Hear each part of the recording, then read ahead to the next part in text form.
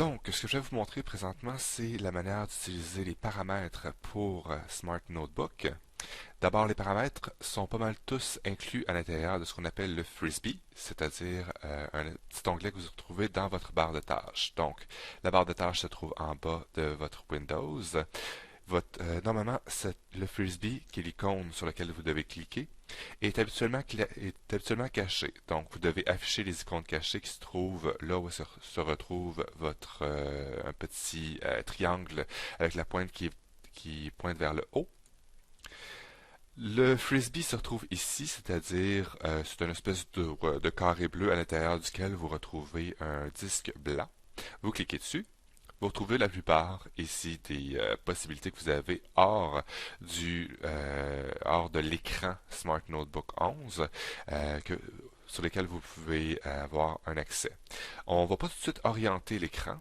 On va premièrement aller voir dans les paramètres Smart les possibilités qu'on a pour pouvoir orienter l'écran. Donc, je vais cliquer sur Paramètres Smart. Ça nous amène notre fenêtre de menu.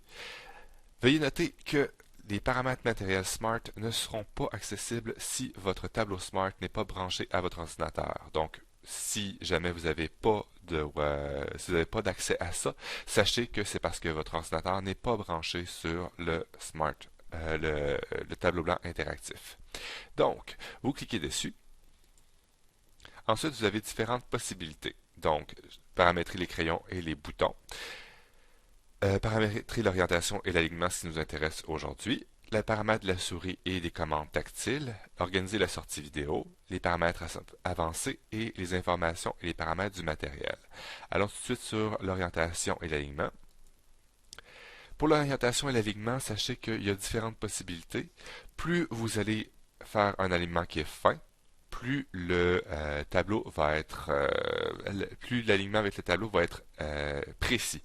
Donc, si vous avez des activités des fois qui requièrent de pouvoir aller vraiment précisément toucher sur un coin du tableau précis, allez vers ce genre d'alignement-là. L'alignement rapide est pratique, surtout dans les classes qui sont plus turbulentes, par exemple là où est-ce que on peut pas se permettre d'avoir d'être au tableau faire l'alignement très longtemps. Donc en y allant à 4 points, ça va être très rapide, mais par contre, la précision va en souffrir un peu. Le mieux, c'est l'alignement standard, donc qui est en 9 points et qui permet d'avoir un alignement qui est relativement fin, mais qui prend pas trop de temps au tableau. Un des trucs que je fais souvent aussi, c'est de demander à un élève, pendant que j'explique quelque chose, par exemple, je vois que le tableau est désaligné, je vais demander à un élève dans la classe d'aller au tableau et de faire l'alignement lui-même. Habituellement, les élèves sont bons là-dedans et souvent, ils adorent aller au tableau de toute façon. Donc, une fois que c'est fait, je vais aller sur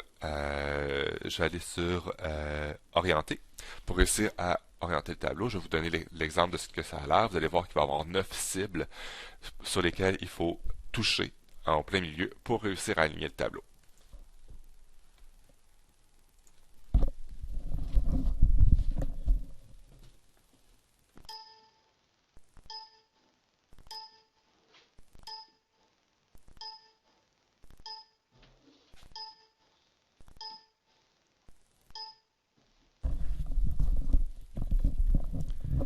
Et voilà, mon alignement est fait.